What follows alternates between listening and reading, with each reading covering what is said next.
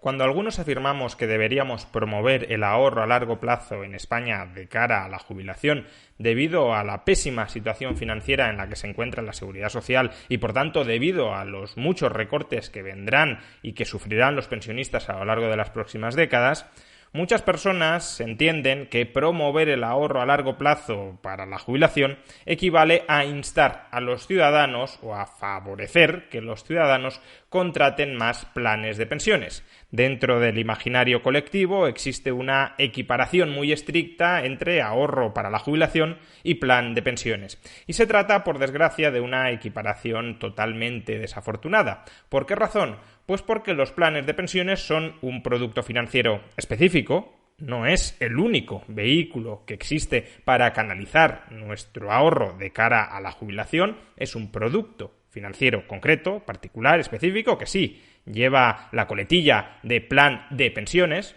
pero de la misma forma que podría llevar superplan de pensiones, y eso no significaría que ese producto es mejor que otros, y es además un producto financiero, digámoslo así, bastante malo. Es un producto financiero que proporciona, en general, en términos medios, hay excepciones, pero en general, en términos medios, proporciona una rentabilidad ínfima. Entre el año 2004 y el año 2019, los fondos de pensiones apenas proporcionaron una rentabilidad del 2,44%, por debajo, bastante por debajo de la rentabilidad que durante ese mismo periodo proporcionó el IBEX o incluso la deuda pública española, y una rentabilidad que a duras penas llegó a batir la inflación. Por tanto, que se esté equiparando ahorro previsional a largo plazo con un instrumento financiero concreto, particular y en general, en términos medios, bastante malo, es una identificación bastante desafortunada porque lleva a que mucha gente no se plantee ahorrar para la jubilación, habida cuenta de que piensa que el único vehículo para hacerlo es un vehículo tan deficiente como son a día de hoy los planes de pensiones. Pero ¿por qué en el imaginario colectivo se equipara ahorro a largo plazo para la jubilación con plan de pensiones? Simplemente porque el producto financiero concreto al que nos referimos lleva la coletilla de pensiones, simplemente porque comercialmente, simplemente porque se comercializa como un producto para las pensiones. Pues muy probablemente no solo por eso, ni principalmente por eso. El mayor motivo, a mi entender, por el cual se identifica ahorro a largo plazo para la jubilación con plan de pensiones, es porque dentro del IRPF existe una reducción, una bonificación específica para que los ciudadanos, para que los contribuyentes efectúen desembolsos, efectúen aportaciones a planes de pensiones. Se trata de una desgravación que prácticamente solo beneficia a este producto financiero concreto, según la cual los contribuyentes pueden desgravarse hasta 8.000 euros al año si invierten en estos planes de pensiones, y claro, una aportación, una desgravación de 8.000 euros al año que reduce la base imponible en esa misma cantidad, significa que según cuál sea el tipo marginal del impuesto estaríamos hablando de una reducción total de la factura fiscal con Hacienda entre 2.500 y 3.000 euros anuales. Por consiguiente, de alguna manera el legislador, al haber aprobado una reforma tributaria según la cual se bonifica fiscalmente las aportaciones a planes de pensiones, el legislador nos está diciendo: inviertan aquí. Este es el producto adecuado para acumular patrimonio de cara a la jubilación. Es tan adecuado este producto que lo voy a promover dentro de la legislación fiscal española. Es decir, que el legislador, el político, está señalizando claramente a los españoles el camino que deben seguir. Si usted quiere ahorrar para la jubilación, invierta en un plan de pensiones. Pero como digo, esto es una equiparación totalmente desafortunada porque se está empujando a la gente a que invierta en un producto financiero que en general es bastante malo y bastante poco satisfactorio de cara a la jubilación. Insisto, no es que no haya fondos de pensiones que proporcionen una buena rentabilidad, pero en general la mayoría de ellos no lo hace. ¿Y por qué no lo hace? Pues porque la mayoría de fondos de pensiones son fondos de pensiones de gestión activa. Es decir, que estamos pagando a un gestor, supuestamente a un buen gestor, para que esté comprando y vendiendo activos financieros de cara a proporcionar una rentabilidad al partícipe. Esto, que en principio suena muy bien, porque si estamos pagándole a un señor que sabe mucho sobre el tema para que maneje nuestro dinero, para que maneje nuestras inversiones, lo normal sería que consiguiera rentabilidades extraordinarias, en la práctica se suele traducir en un fracaso, en la práctica se suele traducir en un fiasco. No todos los gestores pueden batir al mercado. No todos los gestores pueden obtener un mejor resultado que la media del mercado. ¿Por qué? Porque la media del mercado no es más que el resultado de todas las decisiones de inversión de todos los inversores y también de todos los gestores. Por tanto, no todo el mundo puede hacerlo mejor que la media. Y, de hecho, la mayoría de gestores lo hacen bastante peor que la media. Muchos de ellos, de hecho, solo se encargan de intentar replicar el comportamiento de algunos índices y cobrar por ello, cuando ahí no hay valor añadido alguno. Por tanto, estamos pagándole altas comisiones a un señor para que compre y venda acciones y para que en muchísimos casos lo termine haciendo peor que si simplemente replicáramos directamente el índice o los principales índices del mercado. De hecho, la alternativa a los fondos de gestión activa, que en general, y salvo fondos muy concretos de gente muy especializada que sí tiende a hacerlo muy bien a largo plazo, y aún así esa gente especializada en algún momento se puede equivocar y puede hacerlo bastante peor que el mercado, la alternativa a los fondos de gestión activa son los fondos de gestión pasiva, donde, como digo, únicamente reproducimos, el fondo únicamente reproduce la cartera media de alguno de los principales índices bursátiles, de tal manera que el resultado de nuestra inversión mimetiza el resultado de los principales índices bursátiles. ¿Cuál es la ventaja de esto? Pues la ventaja es doble. Por un lado, ya tenemos una cartera que más o menos está compuesta por muy buenas compañías y bastante diversificada. No hace falta que haya un señor entrando y saliendo, seleccionando compañías, muchas veces sin saber qué está comprando y qué está vendiendo. Y dos, y sobre todo, las comisiones de los fondos de gestión pasiva son muchísimo más bajas que las comisiones de los fondos de gestión activa, porque no estamos pagándole el sueldo a ninguna supuesta superestrella para que maneje nuestra cartera de inversiones. Simplemente estamos mimetizando, simplemente estamos reproduciendo, estamos replicando la composición de un índice bursátil. Por eso los fondos de gestión pasiva suelen batir, desde luego en términos promedios, baten clarísimamente a los fondos de gestión activa. ¿Y qué pasa? ¿Que no hay planes de pensiones canalizados a través de un fondo de pensiones de gestión pasiva? Sí los hay, pero el principal canal para comercializar fondos de pensiones en España es la banca. Y la banca en España y en cualquier otro país occidental es un oligopolio. Y como tal, a la banca lo que le interesa es comercializar fondos de pensiones de gestión activa. ¿Por qué? Porque extrae muchísimas más comisiones que de los fondos de gestión pasiva. Por tanto, todos aquellos que ofrecen fondos de pensiones de gestión pasiva son en general bloqueados por nuestras entidades financieras. Intentan que esos productos, que son muy preferibles a los otros, no lleguen al cliente final, no lleguen al inversor final a través del circuito bancario. Asfixiando, por tanto, las alternativas más baratas, lo único que queda a disposición de la clientela son alternativas ineficientes y caras como los principales fondos de pensiones de gestión activa. Ahora bien, uno podría decir, bueno, aunque los fondos de pensiones, en concreto de gestión activa, sean un producto financiero tan malo, al menos sirven para ahorrarnos gran parte de los impuestos que alternativamente pagaríamos. He mencionado antes que si un contribuyente efectúa una aportación de 8.000 euros a un plan de pensiones y ese contribuyente tributara a un tipo marginal del 45% en España, se estaría ahorrando de su factura fiscal final 3.600 euros. Por tanto, ahorrarse 3.600 euros al año parece un incentivo bastante potente y una rendija bastante interesante para optimizar nuestra factura fiscal. ¿Cuál es el problema de esta desgravación a los planes de pensiones dentro del IRPF? Bueno, pues que en esencia, sí, a corto plazo, si efectuamos aportaciones, rebajamos nuestra factura fiscal. Pero cuando llegamos a la jubilación, cuando alcanzamos la jubilación y lo que hacemos es recuperar el dinero desembolsado en el plan de pensiones, ya sea con un rescate de una vez del capital o a través de una renta periódica en forma de asignación mensual, en cualquiera de ambos casos, esa renta extraordinaria, esa renta adicional que obtenemos, también tributa dentro del IRPF. Y además lo hace dentro de la base general del IRPF.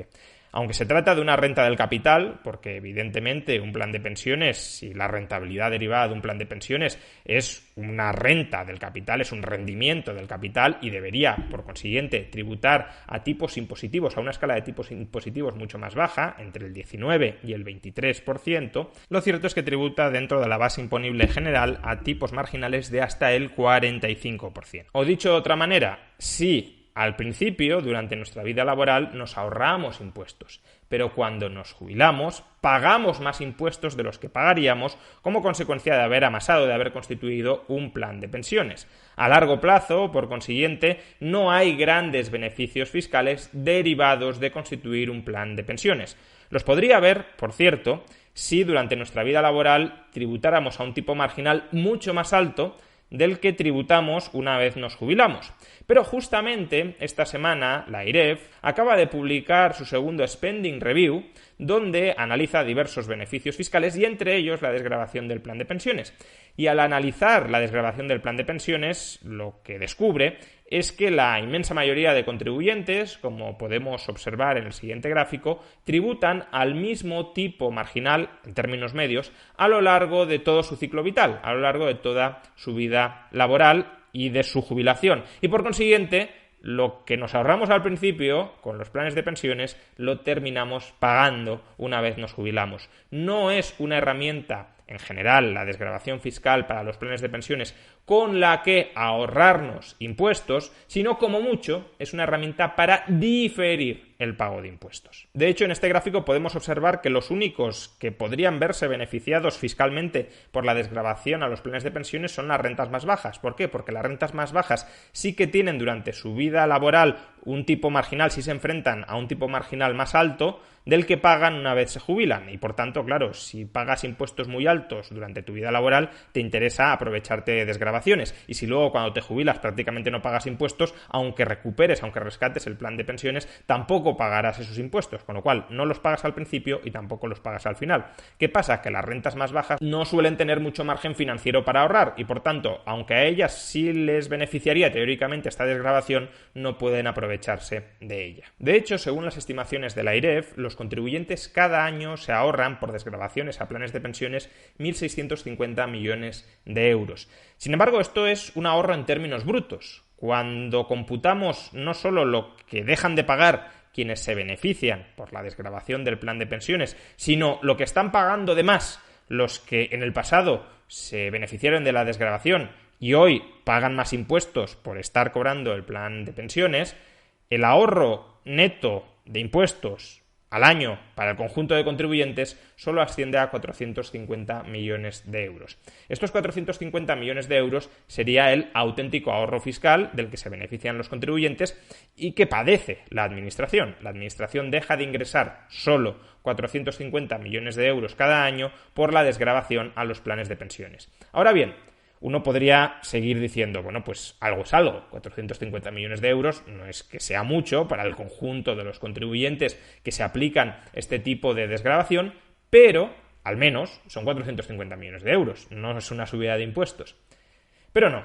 Estos 450 millones de euros en realidad no van a parar al bolsillo de los contribuyentes. De nuevo, según las estimaciones que hace la AIREF, esos 450 millones de euros de ahorro fiscal neto para los contribuyentes son plenamente absorbidos por las altas comisiones de los planes de pensiones. Es decir, que en última instancia, ese ahorro fiscal neto por año es un subsidio encubierto a la industria financiera y muy en particular a la banca.